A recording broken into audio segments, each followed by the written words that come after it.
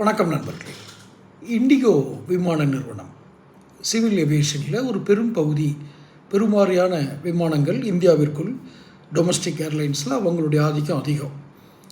கிட்டத்தட்ட பெங்களூர் ஏர்போர்ட் பார்த்திங்கன்னா இண்டிகோ தான் கிடைக்கும். பெங்களூர்னு இல்லை, இந்தியா முழுக்க நீங்கள் இந்த டயர் 2 அப்படின்னு சொல்லுவாங்க இல்லையா, அதாவது மெட்ரோ சிட்டிகள் அல்லாத அந்த சிட்டிகளுக்கெல்லாம், அந்த நகரங்களுக்கெல்லாம் இண்டிகோவை விட்ட வேறு வழி இல்லை. அப்படிங்கிற அளவுக்கு தங்களுடைய ஆதிக்கத்தை பயன்படுத்தினார்கள். எப்படி இந்த ஆதிக்கத்தை பயன்படுத்தினாங்க? அதிக பணிச்சுமையை விமானிகளுக்கு கொடுத்தார்கள். அதிக ஓய்வில்லாத பணியை அந்த விமான பணிப்பெண்களுக்கு கொடுத்தார்கள். ஓய்வில்லாமல் விமானத்தை இயக்கினார்கள். எந்த ஒரு பாதுகாப்பு விதிமுறையும் பயன்படுத்தாத அல்லது அந்த பாதுகாப்பு தொழில்நுட்பங்களுக்கு உட்படாத விமானங்களை இயக்கினார்கள். இதெல்லாம் பொதுமக்களுக்கு அச்சுறுத்தலா இல்லையா? குறைந்த விலையில் விமான டிக்கெட், ஆனால் சீக்கிரம் எமலோகம்.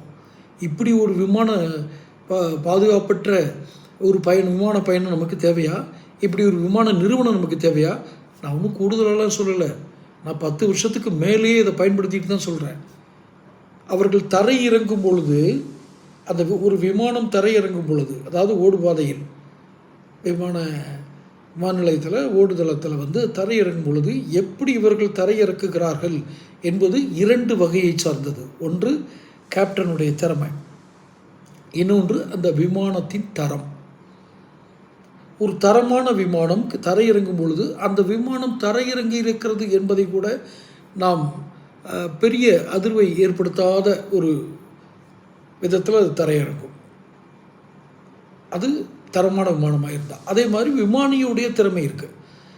எவ்வளோ ஸ்பீட் ரெகுலேஷனில் அவர் லேண்ட் பண்ணுறாரு அப்படிங்கிறத பொறுத்து இருக்குது. இந்த 2 விமான பயணம் அதிகம் செய்பவர்களுக்கு இந்த 2 புரியும்.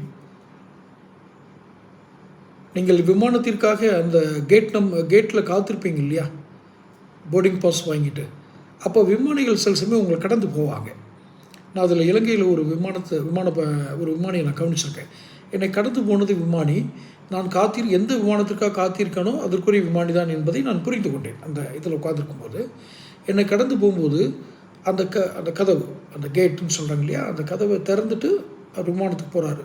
அந்த ஏரோ பிரிட்ஜில் அந்த கதவை திறந்து அவர் மூடும் விதத்திலேயே நான் கண்டறிந்தேன் இவர் சிறந்த விமானி அப்படின்னு. என்ன காரணம்னா அவ்வளோ ஜென்டிலாக இது பண்ணார். அதே மாதிரி தான் அவர் இறக்குனார். ஆனால் இது எதுவுமே இண்டிகோவில் இருக்காது. மிக கடுமையாக பாதிக்கப்பட போகிறது நாம தான். விமான பயணத்தில் இண்டிகோவை